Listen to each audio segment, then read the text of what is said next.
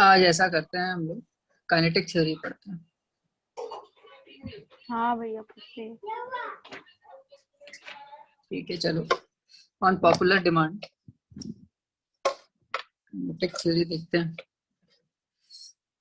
तो कितना आता है तुम लोग को काइनेटिक थ्योरी?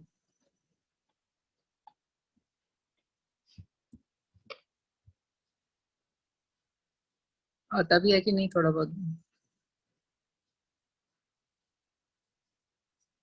इस खामोशी से मैं समझ पा रहा हूँ कि किसी को कुछ नहीं आता है।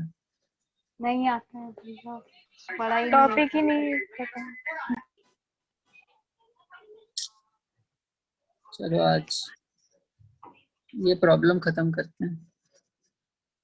अब थर्मोडायनामिक्स तो आता है ना, वो मत बोलना कि बिल्कुल नहीं आता। हाँ आता है वो, आता है भैया। Yes yes. Kinetic theory of gases and radiation. तो सबसे पहली मेन चीज क्या होती है?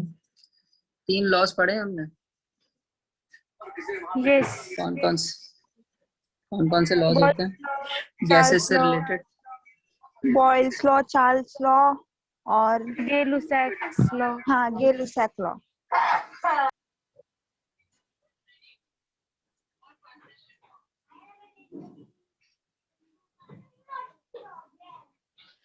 क्या क्या बोलते हैं ये? बॉयल्स लॉ क्या बोलता है? Volume is inversely proportional to pressure. At constant temperature. हाँ हाँ सही। ठीक है। चार्ल्स लॉ क्या बोलता है? Volume is directly proportional to temperature at constant pressure. और Gay-Lussac's law? Pressure is directly proportional to temperature at constant volume. ठीक है, तो ये हमारे 3 लॉज निकले थे। ये बॉयल्स, चार्ल्स और गे-लुसैक ने बोला था। तो गे-लुसैक एक ही बंदा है, ठीक है, 2 आदमी नहीं है।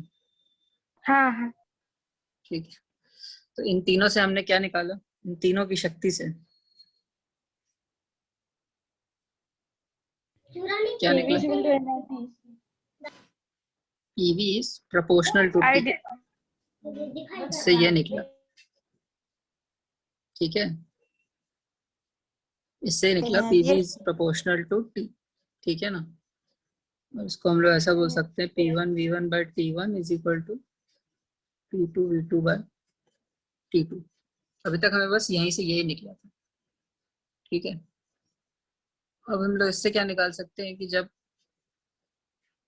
अगर कोई फिक्स्ड मास ऑफ गैस है, ये सब हमने जब constant temperature, constant pressure, constant volume लिया है, तो वो constant fixed mass of gas लिया, कोई गैस क्या बोलते हैं, लॉस नहीं हो रहा है, तो कोई मतलब क्लोज सिस्टम है। तो इसलिए हम लोग बोल सकते हैं PV is proportional to number of moles N और इनटू टेम्परेचर। ठीक है, तो यहाँ से हमारा निकला PV is equal to N RT। R हमने कांस्टेंट लगा दिया। ठीक है, अब R को क्या बोलते हैं हम लोग? कौन सा कांस्टेंट है? Gas constant. Universal gas constant. Universal gas constant. ठीक है, PV is equal to nRT। और R की वैल्यू क्या होती है? 8.314। क्या 8.314 क्या यूनिट होती है? इसकी यूनिट क्या होती है? किसी को नहीं पता? जूल पर मोल केल्विन। ठीक है, नहीं ठीक? यस भैया, ठीक है ठीक है। ठीक है, तो इसको हम लोग एक और तरीके से भी लिख सकते हैं। ये जो हमारा N है, ये नंबर ऑफ मोल्स है। तो नंबर ऑफ मोल्स को हम लोग लिख सकते हैं मास of gas upon molar mass of gas.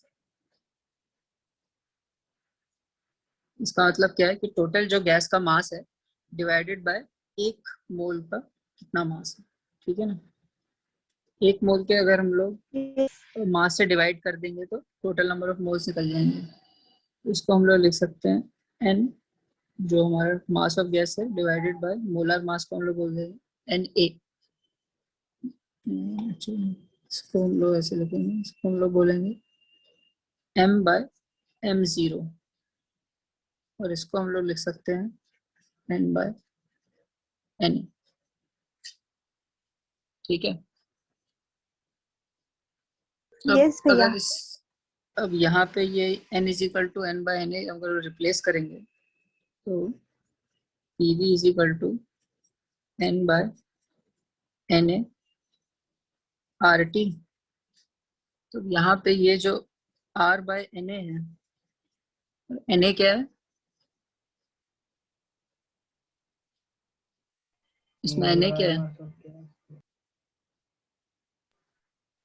Actually, ये Number of molecules in 1 mole. ये n जो है ये नंबर ऑफ मॉलिक्यूल्स है, Number of molecules. और Na क्या है, एवोगाड्रोस नंबर। एवोगाड्रोस कांस्टेंट है, ठीक है। तो total number of molecules divided by Avogadro number, ये भी वही बताएगा टोटल नंबर ऑफ मोल्स, ठीक है ना। तो यहाँ पे हमने m बाय m0 को हमने n बाय Na से कर दिया, ठीक है। तो ये r बाय Na है, इसको ये एक और कांस्टेंट हो जाता है, तो ये कांस्टेंट कौन सा हो जाता है, Kb। इसको हम लोग क्या बोलते हैं, बोल्ट्जमैन कांस्टेंट, ठीक है। ये हमारा बोल्ट्जमैन कांस्टेंट है। तो इसी को हम लोग ऐसे भी लिख सकते हैं एन के बी टी, ठीक है। तो क्योंकि ये जो एन है ये भी यूनिवर्सल कांस्टेंट है, आर भी यूनिवर्सल कांस्टेंट है, इसलिए के भी हमारा यूनिवर्सल कांस्टेंट है, ठीक है। तो हम लोग पी वी इज भैया इक्वल टू मुझे ये स्मॉल, वाला नहीं समझा, m कौन सा अपॉन वाला? m not is equal to n upon na वाला। तो ये जो हमारा नंबर ऑफ मोल्स है, नंबर ऑफ मोल्स क्या होता है, mass of gas upon molar mass. या फिर इसको हम लोग ऐसे भी बोल सकते हैं कि number of molecules divided by number of molecules in 1 मोल।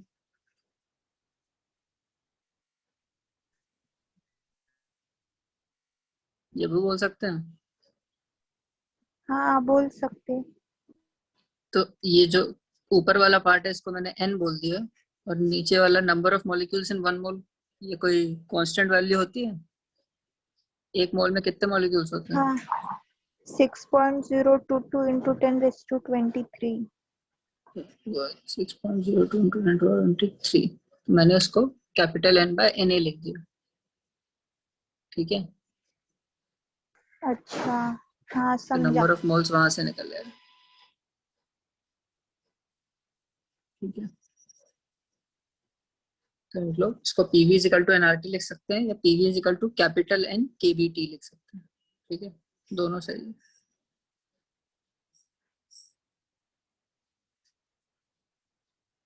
अब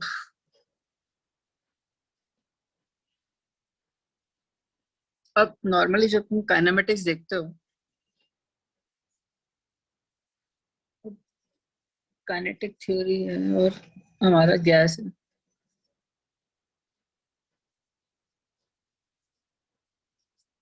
यहाँ पे हमारी काइनेटिक थ्योरी है,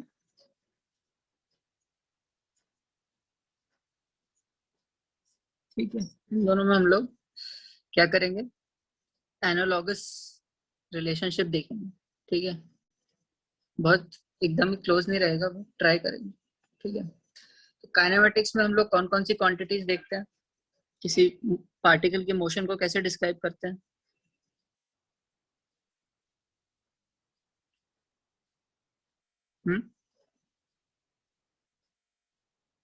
काइनेमेटिक्स भूल गए? v is equal to u plus at। क्या क्या इक्वेशन रहती है हमारे पास, v is equal to u plus a t. तो s क्या is क्या क्वांटिटीज, equal to u तो क्या क्या क्वांटिटीज डिफाइन करते हैं काइनेमेटिक्स में हम लोग, वो 3 इक्वेशन होती हैं, तो कौन कौन सी क्वांटिटीज हम लोग डिफाइन करते हैं, क्या क्या पता होना चाहिए हमें काइनेमेटिक्स में? Velocity, acceleration, time. हम लोग को वेलोसिटी पता होना चाहिए। वेलोसिटी एक क्वांटिटी है जिससे हम लोग उसका एक पार्टिकल को डिस्क्राइब करते हैं, है ना। हम लोग उसकी एक्सेलरेशन देखते हैं, और क्या देखते हैं? टाइम। टाइम, कितना टाइम ऑफ मोशन बोल सकते हो। और क्या देखते हैं?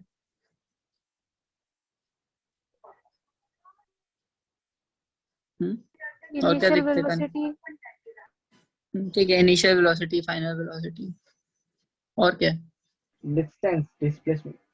डिस्प्लेसमेंट, डिस्प्लेसमेंट, या डिस्प्लेसमेंट देखते हैं, डिस्टेंस, डिस्टेंस या डिस्प्लेसमेंट देखते हैं। डिस्प्लेसमेंट। तो इस क्वांटिटी, ये 4 क्वांटिटीज हैं, तो हम लोग इससे पार्टिकल का मोशन डिस्क्राइब करते हैं। तो अब हमें गैस का डिस्क्राइब करना है, तो गैस के लिए हम लोग कौन कौन सी क्वांटिटी यूज करेंगे? नॉर्मली जो वेलोसिटी होती है, नॉर्मली हमारे पास क्या क्या है? प्रेशर,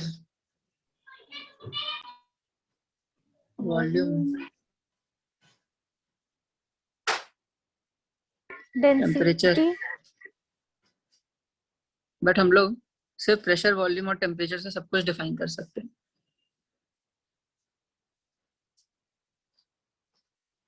है ना। Pressure, volume. तो हाँ गैस का जब हम लोग ग्राफ बनाते हैं तो प्रेशर, वॉल्यूम, टेम्परेचर से हम सब कुछ डिफाइन कर सकते हैं उसकी, ठीक है। तो ये भी वैसे ही रिलेशन है। अभी जो टेम्परेचर है ये क्या बताता है, इसको हम लोग इससे मैच करने की कोशिश करेंगे। ये टेम्परेचर क्या बताता है, कौन सी क्वांटिटी से रिलेटेड है? अगर काइनेमेटिक्स से देखूं तो मैं, कोई सोच सकता है? अगर मुझे जोड़ना आगे है, सोच सकते हैं। सोचो किससे जोड़ूं? भैया एक बार फिर से बोलो क्वेश्चन। वेलोसिटी या मैं फिर पूछा कि एक्सेलरेशन। अगर मुझे कुछ एनालॉजी देखनी है इन तीनों के, ये जो 3 क्वांटिटीज हैं, प्रेशर, वॉल्यूम, टेम्परेचर, इसको मुझे इनके टर्म्स में देखना है, जो हम लोग सॉलिड मोशन, तो किससे क्लोजली सबसे रिलेटेड हो सकता है तुम्हें लगता है? सुधांशु बोल रहा है कि एक्सेलरेशन। वेलोसिटी, एक्सेलरेशन तुम बोल रहे हो, और कोई? रोशनी, श्रद्धा, क्या भैया लगता है? शायद प्रेशर तो को, सोचो मत। प्रेशर को एक्सेलरेशन से कर सकते हैं ना। प्रेशर को एक्सेलरेशन से कर सकते हैं, ठीक है। रोशनी बोल रही है प्रेशर को हम लोग एक्सेलरेशन से कनेक्ट कर सकते हैं, और टेम्परेचर को वेलोसिटी। टेम्परेचर को वेलोसिटी से कर सकते हैं। सुधांशु भी बोल रहा है, तुम भी बोल रहे हो, इसको इससे कनेक्ट कर सकते हैं। वॉल्यूम को चलो डिस्प्लेसमेंट से कनेक्ट कर सकते हैं, बट कैसे कनेक्ट करेंगे? अभी कनेक्ट तो कर दिया, बट क्या रिलेशनशिप है? प्रेशर वाला बता सकती हूँ। प्रेशर वाला बताओ। Pressure is equal to force upon area होता है, तो फिर फोर्स तो मास इनटू एक्सेलरेशन होता है, तो रिलेशन आ सकता है ना। एफ अपॉन एरिया होता है, और ए होता है हमारा एफ अपॉन मास। तो प्रेशर जो है वो एक तरह से फोर्स को बता रहा है, फोर्स को डिस्क्राइब कर रहा है कि कितनी, जैसे इसमें फोर्स लगती है तब वो मूव करता है, वैसे ही प्रेशर से गैस की फोर्स, गैस कितना फोर्स एक्सर्ट कर रही है वो पता चलता है। एग्जैक्टली वो नहीं है, बट देख सकते हो कि ये फोर्स से डायरेक्टली रिलेटेड है, ठीक है, ये सही है। तो प्रेशर को हम लोग एक्सेलरेशन के टर्म्स में देख सकते हैं, और टेम्परेचर को वेलोसिटी के टर्म्स में कैसे देखेंगे? वह टेम्परेचर राइज होगा तो पार्टिकल्स के वाइब्रेशंस होंगे ज्यादा वेलोसिटी में। एग्जैक्टली। तो अभी हम लोगों ने देखा नहीं है, बट अभी जब आगे देखेंगे तो जो टेम्परेचर होता है वो डायरेक्टली प्रोपोर्शनल होता है वी स्क्वायर की, जो हमारे वी एवरेज है, या average velocity of gaseous molecules.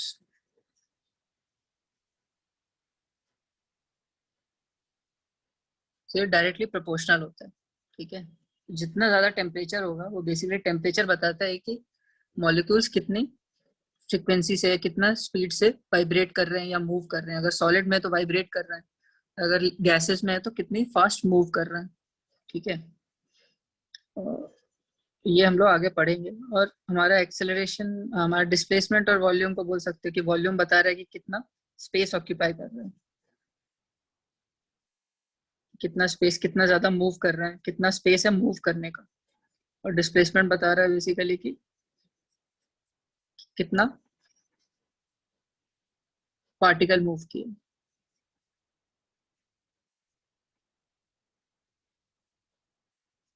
और वॉल्यूम बता रहा है कि मॉलिक्यूल्स के पास कितना स्पेस है मूव करने का।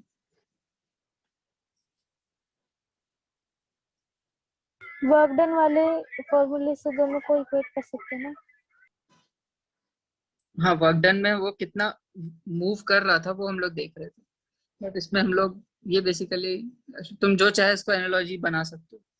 हम लोग को क्योंकि देखना है कि कितना पार्टिकल्स मूव कर रहे हैं, तो जितना पार्टिकल मूव कर रहा है वो उतना हमारे पास वॉल्यूम है, ठीक है। तो ये थोड़ी सी वीक सी एनालॉजी है इन दोनों के बीच में, बट याद रखने के लिए काम आ सकती है। जैसे काइनेटिक्स में हमारे पास वेलोसिटी, एक्सीलरेशन और डिस्प्लेसमेंट रहता है, तो काइनेटिक थ्योरी में हमारे पास प्रेशर, वॉल्यूम, टेम्परेचर रहता है, ठीक है। यस तो नॉर्मली जो हमारा पार्टिकल रहता है, बट इसमें डिफरेंस ये है कि जो पार्टिकल होता है वो एक पार्टिकल को हम लोग मूवमेंट देख रहे होते हैं, बट यहाँ पे हम लोग क्या देख रहे हैं, गैसेस में बहुत सारे पार्टिकल्स हैं, तो हर पार्टिकल का हम लोग वो तो नहीं देख सकते कितना उस पर फोर्स लग रही है, कितनी वेलोसिटी से मूव कर रहा है, तो इसलिए हम लोग एवरेज आउट करते हैं।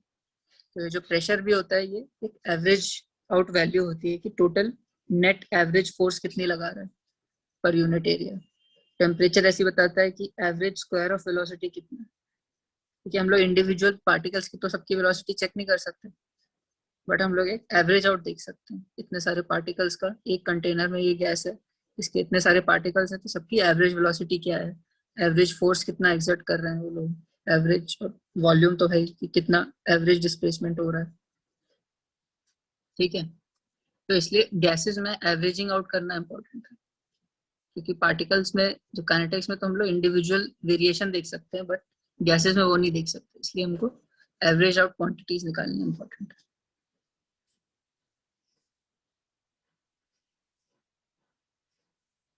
ठीक है। अब हाँ भी। आइडियल गैस और रियल गैस। अब ये जो हमारा PV is equal to NRT है, ये क्या है, कौन सा लॉ बोलते हैं इसको हम लोग,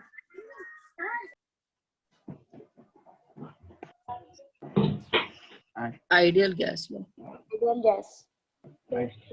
आइडियल गैस लॉ इसलिए बोलते हैं क्योंकि ये सिर्फ तभी आइडियल होगा जब जो गैस आइडियल कंडीशंस में हो, या उसको एक जब गैस कुछ एक कंडीशंस फॉलो करे तब उसको हम लोग आइडियल गैस बोलते हैं। तो नॉर्मली जो हमारी गैसेस होती हैं तो हम लोग उनको बोलते हैं रियल गैसेस, ठीक है। रियल गैसेस का बिहेवियर थोड़ा सा डिफरेंट होता है, ठीक है। यहाँ पे हम लोग जब भी बात करते हैं हमें हमेशा आइडियल गैस की बात करते हैं, और आइडियल गैस का सबसे इम्पोर्टेंट चीज क्या है, इनका इंटरमॉलिक्यूलर इंटरेक्शन एब्सेंट है,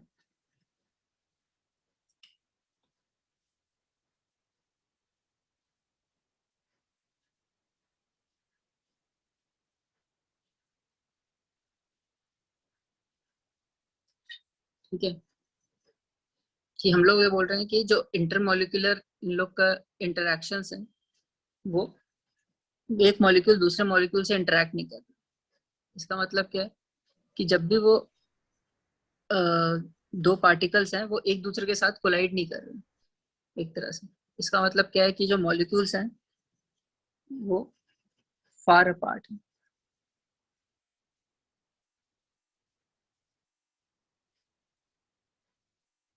ठीक है। तो मॉलिक्यूल्स एक दूसरे से कोलाइड ही नहीं कर रहे हैं, हम लोग ये मान के चल रहे हैं कि इतने इतने दूर है मॉलिक्यूल्स एक दूसरे से इन अ कंटेनर कि वो एक दूसरे से इंटरेक्ट नहीं कर रहे हैं। और इसका मतलब क्या है कि इतना दूर है, इसका मतलब कि प्रेशर इज सफिशिएंटली लो।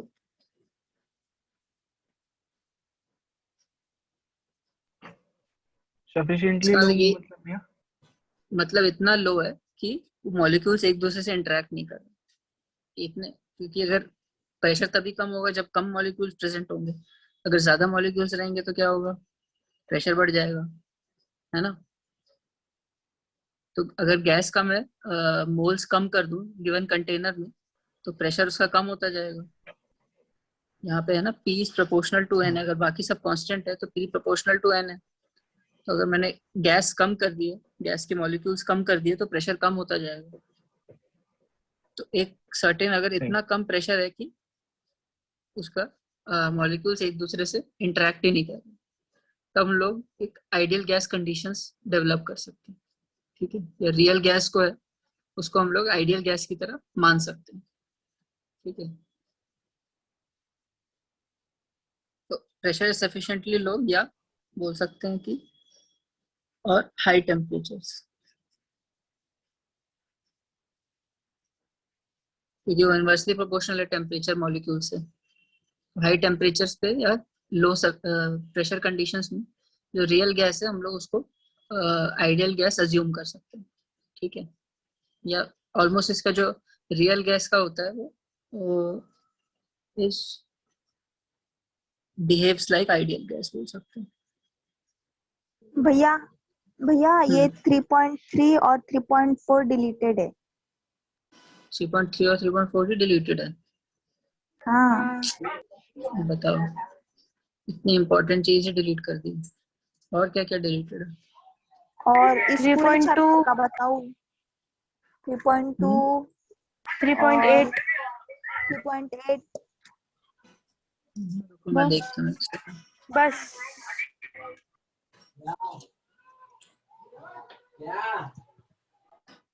हम्म, क्या डिलीटेड है?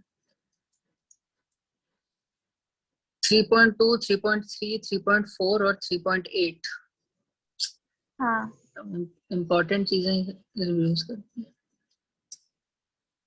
चलो ठीक है,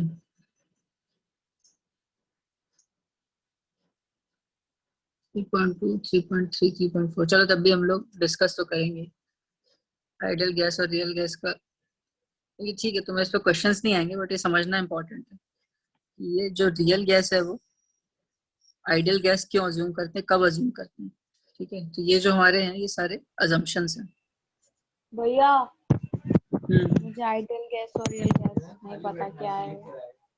ठीक है, तो आइडियल गैस, रियल गैस तुम्हारी लाइफ में, तुम्हारी आइडियल गैस तो कभी कोई होती नहीं है। सारी की सारी रियल गैस होती है, जो तुम्हारे आसपास हवा है, एटमॉस्फेयर है, सारे का सारे रियल गैस है। ठीक है, बट हम लोग कुछ अजम्पशंस लेते हैं। हमने पिछले चैप्टर में कुछ अजम्पशंस लिए थे ना थर्मोडायनेमिक्स में, हाँ तो वैसे ही हम लोग रियल गैस को आइडियल गैस अज्यूम करने के लिए कुछ सर्टेन अजम्पशंस लेते हैं। वो अजम्पशंस ये रहते हैं कि मॉलिक्यूल्स एक दूसरे से इंटरेक्ट नहीं करते, क्योंकि तब थोड़ा ज्यादा कॉम्प्लिकेटेड हो जाता है, और तब ये गैस का जो लॉ है ये वैलिड नहीं रहता। ठीक है, तो हम लोग अज्यूम कर रहे हैं कि जो इंटरमोलिकुलर इंटरेक्शंस हैं वो एब्सेंट है, मतलब जो मॉलिक्यूल्स हैं, समझ लो ये मेरा कंटेनर है। ठीक है, तो इसके जो मॉलिक्यूल्स हैं वो इतने दूर हैं कि वो एक दूसरे से इंटरेक्ट नहीं कर रहे।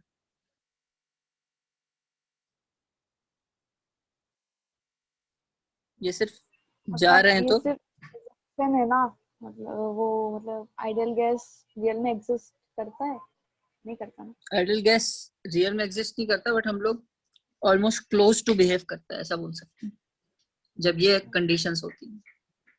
ठीक है, हाँ जब ये कंडीशंस रहेंगी तो जो रियल गैस है वो close to ideal gas behaviour करेगी। ठीक है। ठीक है, तो हम लोग ये हाँ अज्यूम भैया कर रहे हैं कि ये जो ऐसा नहीं होगा कि ये जो दो मॉलिक्यूल्स हैं ये एक दूसरे से टकरा रहे हैं।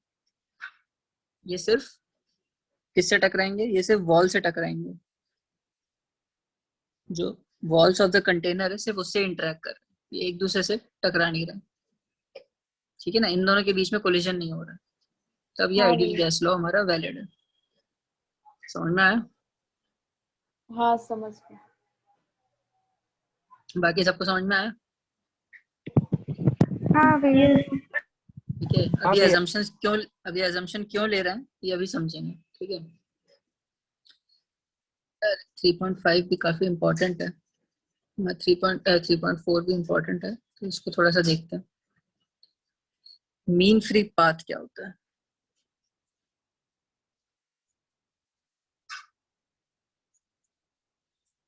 ठीक है, मीन फ्री पाथ, ये कभी टर्म सुना है? नहीं भैया। नहीं सुना? नहीं चलो ठीक है, नो। फिर डिस्कस कर लेते हैं। तो जब कोई, समझ लो एक मेरे पास ये फिर से कंटेनर है, इसमें मेरे बहुत सारे गैस के मॉलिक्यूल्स हैं, ठीक है ना। तो हम लोग क्या बोल रहे हैं कि जो मॉलिक्यूल्स ऑफ गैस है वो तो यूनिफॉर्मली डिस्ट्रीब्यूटेड रहते हैं पूरे के पूरे वॉल्यूम में, और कैसे मूव करते हैं, एक हमने टर्म पढ़ा था, अगर तुम लोग को याद हो तो, ब्राउनियन मोशन सुना है? हाँ सुना सुना। क्या होता है ब्राउनियन मोशन?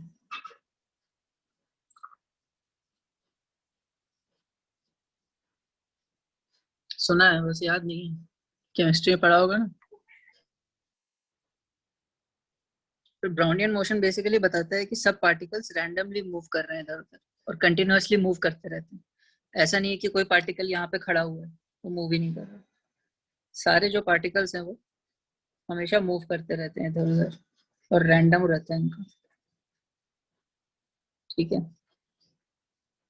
और असली में तो यही होता है कि ये रैंडम मोशन मॉलिक्यूल, लिख देता भैया। बट उसको और भी प्रॉपर्टीज हैं, इसलिए जो ब्राउन आदमी था, साइंटिस्ट थे, उन्होंने डिस्क्राइब किया था, पहली बार डिस्कवर किया था, तो उन्होंने कुछ इसकी प्रॉपर्टीज बताई और इसलिए अपने अपने नाम पे रख दिया। सारे साइंटिस्ट ऐसे ही करते हैं, मोस्ट साइंटिस्ट ऐसे ही करते हैं, कुछ डिस्कवर करते हैं। क्योंकि हम लोग क्या अज्यूम करते थे उस जमाने में, सोचो उस जमाने में क्या अज्यूम करते थे कि अंदर गैस है तो गैस के सारे पार्टिकल्स एक जगह रहते हैं जब तक हिलाओगे नहीं। अगर मैं कोई डब्बा दूं और उसके अंदर हवा भरी हुई है तो तुम्हें क्या लगेगा सोच के कि स्टिल है सब कुछ, कुछ मूव नहीं कर रहा है। बट जब पहली बार ये डिस्कवर किया कि एक्चुअली पार्टिकल्स स्टिल नहीं रहते हैं, वो रैंडमली मूव करते रहते हैं, तो ये बहुत बड़ा रेवलेशन था। उस टाइम पे किसी ने सोचा ही नहीं था कि ऐसा होता है, ठीक है। अभी तो तुम्हें बता दिया तुम्हारे साइंस टीचर ने कि हर चीज मूव करती रहती है, बट तुम अगर खुद सोचो, सही। तब बचपन में तुम कोई डब्बा खाली देखते हो तुम्हें लगता है कि अंदर कुछ मूव कर रहा है? नहीं। नहीं। नहीं। नहीं ना, ऐसा लगता है सब कुछ एकदम स्टिल है। या पानी में अगर तुमने पानी का ग्लास रखा हुआ है तो सब कुछ स्टिल लगता है ना, ऐसा तो नहीं हाँ। लगता कुछ मूव कर रहा है। लेकिन उसके अंदर भी पार्टिकल्स मूव करते रहते हैं इधर उधर, और ऐसे गैसेस में भी होता है। जब ब्राउनियन मोशन डिस्कवर किया था तब ये बहुत बड़ा रेवलेशन था कि सारे पार्टिकल्स मूव कर रहे हैं जबकि सब कुछ स्टिल लग रहा है, ठीक है। तो इसलिए उसको उसने स्पेशल फिर प्रूव ब्राउनियन कैसे मोशन, किया होगा? उसने प्रूफ नहीं किया, उसने डिस्कवर किया। अरे उसने मतलब मॉलिक्यूलर कैसे पता इतने चला? छोटे लेवल पे माइक्रोस्कोप के अंदर देख के उसने देखा कि सारे पार्टिकल्स मूव कर रहे हैं, कोई स्टिल नहीं रह रहा। ओके। तो एक्सपेरिमेंटल ऑब्जर्वेशन थी, ठीक है, प्रूफ नहीं किया था। तो उसने देखा कि सारे पार्टिकल्स मूव कर रहे हैं और उसको भी एकदम ये हुआ, सरप्राइज कि ऐसा कैसे हो रहा है। बट उसके बाद धीरे धीरे उसको ऑब्जर्व किया कि क्या हो क्या रहा है। और इसलिए ये ब्राउनियन मोशन जब डिस्कवर किया उसकी वजह से हम लोग, जो गैस प्रेशर एक्सर्ट करता है, वॉल्यूम में टेम्परेचर जो होता है, वो सब प्रॉपर्टीज वहीं से आई हैं उसकी, ठीक है। तो ये काफी इंपॉर्टेंट चीज थी, इसलिए रैंडम मोशन बोलना इसको अच्छा नहीं लगता, ठीक है। हाँ भैया। उसकी इंपॉर्टेंस कम हो जाती है, ठीक है। तो नॉर्मली कोई अगर पार्टिकल है, अब ये मैं आइडियल गैस का ले रहा हूँ, समझ, आइडियल गैस में, हाँ चलो आइडियल गैस ही मान रहा हूँ। तो कैसे करता है कि समझ लो इसका पाथ ऐसा है,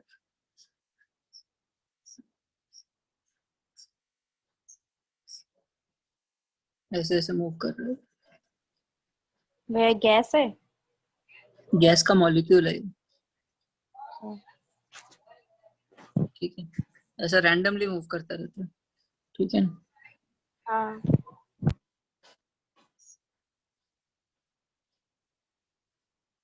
कुछ भी पाथ हो सकता है इसका। तो ये जो रैंडम मोशन होता रहता है गैस का, अब हमें ये देखना होता है कि जब अगर कोई रियल गैस है तो उसमें ये कैसे, इससे अपना डायरेक्शन चेंज कैसे कर रहा है ये।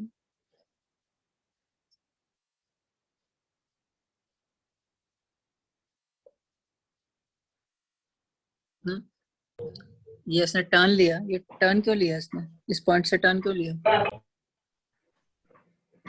मेरे सामने किसी गैस पार्टिकल से टकराया हो। मे बी क्योंकि यहाँ पे कोई एक दूसरा पार्टिकल होगा जो ऐसा जा रहा होगा, समझ लो वो ऐसा जा रहा होगा, ठीक है ना।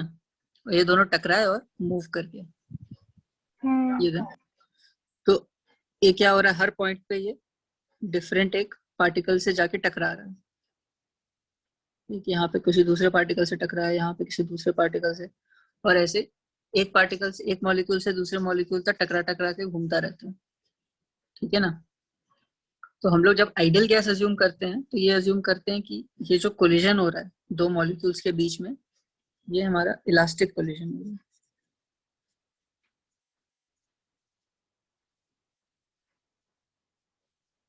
ठीक है। तो ये मॉलिक्यूल्स जो इंटरेक्ट नहीं कर रहे हैं, मतलब कि अगर कोई, मैं समझ लो एक दो टेनिस की बॉल लूँ,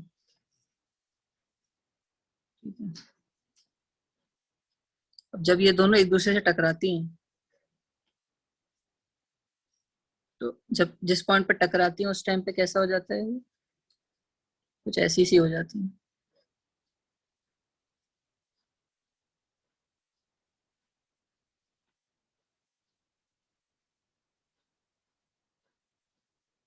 हाँ, थोड़ी सी चपटी आगे से। थोड़ी सी चपटी हो जाती है। तो इसमें क्या होता है कि थोड़ी जो एनर्जी इन लोग के बीच में जा रही थी वो क्या हो जाती है, वो इसको बेंड करने में लग जाती है, ठीक है। तो जब इनका कोलिजन होता है तो ये थोड़ी सी एनर्जी लॉस हो जाती है।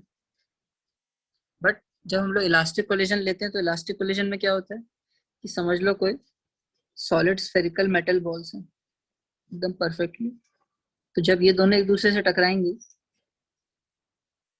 तो क्या होगा,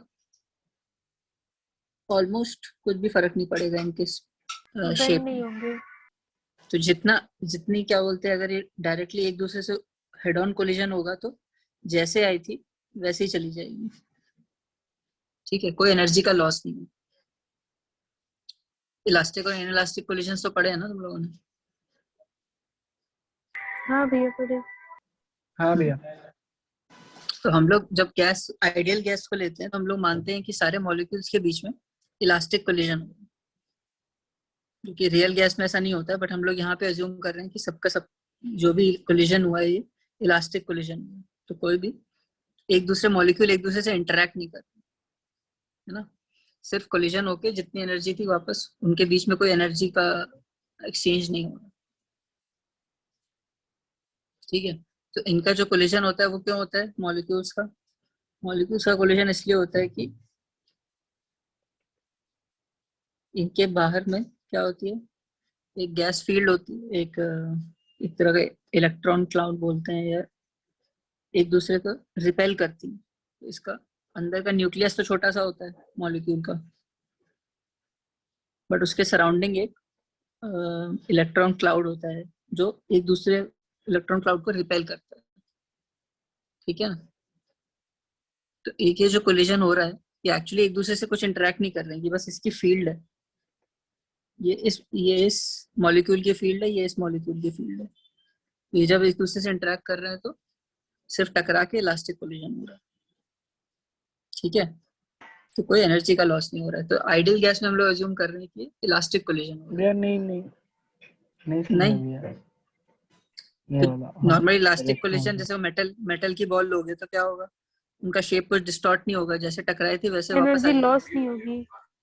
एनर्जी लॉस नहीं हो रहा है। जब अगर तुम टेनिस बॉल लोगे तो क्या हो रहा है, थोड़ा उसकी एनर्जी लॉस हो रही है, वो एक दूसरे को चपटा कर रहे हैं तो उसमें एनर्जी जा रही है, थोड़ा उसमें आवाज आएगी, उसकी वजह से एनर्जी जाती है। तो जो इनिशियल एनर्जी थी दोनों बॉल्स की, वो फाइनल एनर्जी उससे थोड़ी कम होगी, फाइनल एनर्जी इनिशियल एनर्जी से कम होगी। बट जब इलास्टिक कोलिजन होता है तो बस दोनों की initial energy, sum of initial energy is equal to sum of final energy रहेगा। ठीक है। हाँ भैया ये समझा, लेकिन ये इलेक्ट्रॉन क्लाउड वाला नहीं समझा मुझे। तो नॉर्मली क्या होता है, एक इलेक्ट्रॉन को पकड़ तो सकते नहीं हो तुम, क्या होता है बेसिकली एक फील्ड होती है उसकी चारों तरफ, वेव। है ना, एक तरह की फील्ड होती है उसकी चारों तरफ, इलेक्ट्रॉन्स होते हैं जो घूमते रहते हैं ना, ऐसे उसके चारों तरफ घूमते हाँ रहते भैया। हैं न्यूक्लियस के, हम्म, इसके भी चारों तरफ घूमते रहते हैं ऐसे। ठीक है, तो यही एक इलेक्ट्रॉन क्लाउड बनाते हैं जो एक दूसरे को रिपेल करते हैं। ठीक है, एक तरह की फील्ड बनती है इसके चारों तरफ। ठीक है, तो उसको एक बॉल की तरह मान सकते हो। जब ये एक दूसरे से इंटरेक्ट करते हैं तो ये ऐसे इलास्टिक कोलिजन होता है इन दोनों के बीच, ऐसा समझ लो। ठीक है, अच्छा। तो जो मॉलिक्यूल्स एक दूसरे को क्लाउड से फोर्स तभी, इंटरेक्ट करते हैं। हाँ बस उनके जो इलेक्ट्रॉन क्लाउड है उसी से इंटरेक्ट करते हैं। तो बेसिकली उनकी जो फील्ड है, जो उनकी इलेक्ट्रिक फील्ड बन रही है, बस उससे वही एक दूसरे से इंटरेक्ट करते हैं और इलास्टिक कोलिजन ये होता भैया है। हर केस में ठीक होता है, है ना, सिर्फ गैस के नहीं, मतलब हर केस में। हाँ सारे मॉलिक्यूल्स के बीच में ऐसे होते हैं। हम्म, ठीक है, तो जब भी ये एक दूसरे से हाँ। इंटरेक्ट करते हैं हमेशा ये सारे जो पाथ्स हैं हमेशा स्ट्रेट लाइन पाथ होंगे। इसलिए ये जो पाथ्स हैं सारे के सारे स्ट्रेट लाइन पाथ्स हैं। तो बस ये एक से टकराता है, फिर दूसरे से टकराता है, तीसरे से, चौथे से, पांचवे, छठे, ऐसे बस टकराते रहते हैं और मूव करता रहता है। ठीक है, अब क्या होता है, हम लोग यहाँ पे डिफाइन करना चाहते हैं कि ये एक से जब दूसरे मॉलिक्यूल से टकरा रहा है तो उसके बीच में एवरेज पाथ क्या है। हम लोग एक टर्म निकालते हैं, ये mean free path. Mean free path वो पाथ है कि average distance travelled by the molecule between any two successive collisions. मतलब समझ लो कि ये 1 2 3 4 5 6 7 8 9 10 12 13। ठीक है, मैंने अभी इसका, मुझे एवरेज पाथ निकालना है कि कितना ट्रेवल किया। तो मैं क्या निकालूंगा, टोटल सम करूंगा सारे पाथ्स का, 1 + 2 + 3 + 13 तक, डिवाइडेड बाय 13। तो वो क्या निकल जाएगा मेरा, समझ लो इतना इसके बीच में एवरेज का। ट्रेवल्ड है यहाँ पे x1 x2 x3 x4 x7, ऐसे ही x13। ये इसका टोटल पाथ है, हर मतलब बेसिकली डिस्टेंस है हर पाथ का। तो जब मैं इसका सम करूंगा और डिवाइड कर दूंगा 13 से, तो ये क्या निकला मेरा, इसका एवरेज मेरा का। एवरेज पाथ बोल सकता हूँ कि average distance covered in path. ठीक है, बिटवीन टू सक्सेसिव कोलिशंस।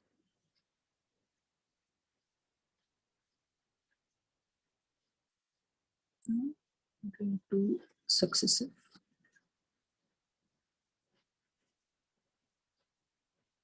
ठीक है, तो ये जो डिस्टेंस अगर हम लोग पूरे के पूरे गैस, सारे गैस का एवरेज ले लें, सारे के सारे मॉलिक्यूल्स का अगर निकालें, तो हम लोग उसको बोलते हैं मीन फ्री पाथ। ठीक है, ये तो सिर्फ एक मॉलिक्यूल का था, ऐसे सारे मॉलिक्यूल्स का अगर एवरेज पाथ को हम लोग लेंगे तो एवरेज लेंगे सारे के सारे का, तो वो निकलेगा मीन फ्री पाथ। ठीक है, और मीन फ्री पाथ को हम लोग बोलते हैं लैम्डा।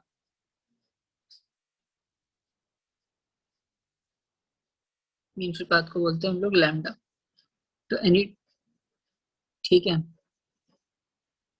तो ये जो लैम्डा है हाँ ये इनवर्सली वेरी करता है किससे, डेंसिटी से।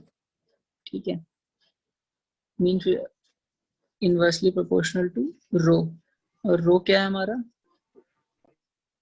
Total density. Density n/v। n is the number of molecules divided by total volume. जितनी ज्यादा डेंसिटी होगी उतना क्या होगा, मीन फ्री पाथ कम होगा, होगा।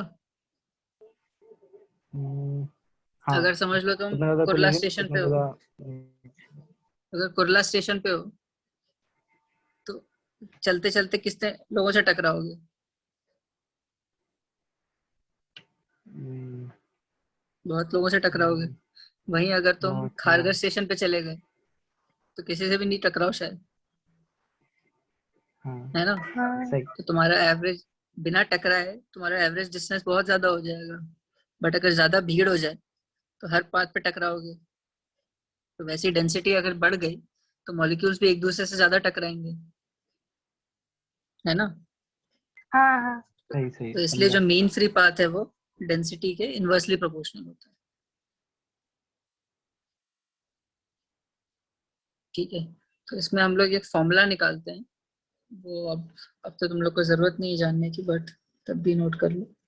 ये जो लैम्डा होता है इसको हम निकाला है, ये होता है 1/√2 pi D square N by V. अब ये डी क्या है? डी है हमारा डायमीटर ऑफ द मॉलिक्यूल। अब कोई दुबला पतला सा बंदा जाएगा तो वो कम टकराएगा, पर ज्यादा मोटा आदमी जाएगा तो ज्यादा टकराएगा लोगों से, है ना? तो डायमीटर ऑफ द हाँ मॉलिक्यूल पे भी डिपेंड करता है कि जितना, अगर ये बहुत बड़ा होगा, अगर ये मॉलिक्यूल बहुत बड़ा होगा तो बहुत ज्यादा टकराएगा ये। ठीक है ना? बेसिकली टोटल स्पेस कम हो गया उसके मूव करने के लिए। ठीक है, तो ये हमारा फॉर्मूला निकाला गया है, बट अब तुम लोग को याद करने की जरूरत नहीं है। ठीक है, तो जैसे ही अगर डेंसिटी कम होती है, इसका मतलब डेंसिटी कम होगी तो प्रेशर भी कम होता है। तो अगर हम लोग प्रेशर कम कर देंगे गैस का तो मीन फ्री पाथ बढ़ जाएगा। ठीक है, सही। यही हमारा मीन फ्री पाथ। ये एक्चुअली बाद में काम आता है, बट ठीक है, अभी इन लोग को पढ़ने की जरूरत नहीं है। 2 डब्बे हैं, ठीक है।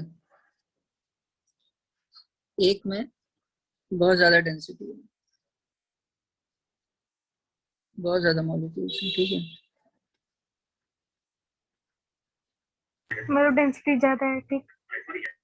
डेंसिटी ज्यादा है इसकी। और दूसरा है उसकी डेंसिटी बहुत कम है, ठीक है। अब मीन फ्री हाँ पाथ मतलब है कि कितना डिस्टेंस ट्रेवल कर रहे हैं। अब इसको समझ लो, बाकी सब अगर स्टिल भी खड़े तो इसको एक पाथ जाने में कितना डिस्टेंस ट्रेवल करना पड़ रहा है।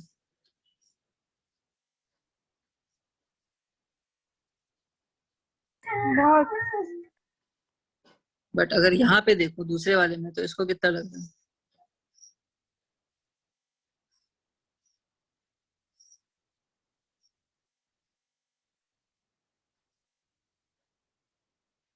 ठीक है, तो दोनों केसेस में मीन फ्री पाथ किसका ज्यादा है?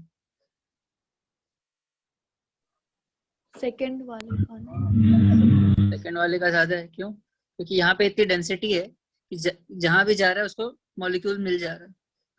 बट यहाँ पे जब डेंसिटी कम है तो उसको कम मिल नहीं रहे। अगर ये समझ लो एक ही मॉलिक्यूल हुआ तो उसका मीन फ्री पाथ और ही बढ़ जाएगा। अगर एक मॉलिक्यूल है तो फिर क्या है, तो बस इधर से जाएगा। तो फिर उसका सबसे ज्यादा मीन फ्री पाता है एक मॉलिक्यूल सबसे जिसमें। एक मॉलिक्यूल रहेगा सबसे ज्यादा मीन फ्री पाथ है। जितना लेंथ या ब्रेड्थ होगा पूरे कंटेनर का उतना हो जाएगा उसका mean free path. Mean free path क्या बता रहा है कि दो कोलिजन के बीच में कितना डिस्टेंस ट्रेवल कर रहा है ऑन एन एवरेज कोई भी मॉलिक्यूल, है ना? तो अगर जितने कम मॉलिक्यूल्स रहेंगे उतना ज्यादा ट्रेवल कर पाएगा कोलिजन के बिना। तो जितनी कम अच्छा। डेंसिटी होगी उतना कम टकराऊंगा मैं लोगों से। कुर्ला स्टेशन पे तो टकराते रहूंगा, है ना? हाँ वो समझा। हाँ हाँ। तो वही केस है, ठीक है।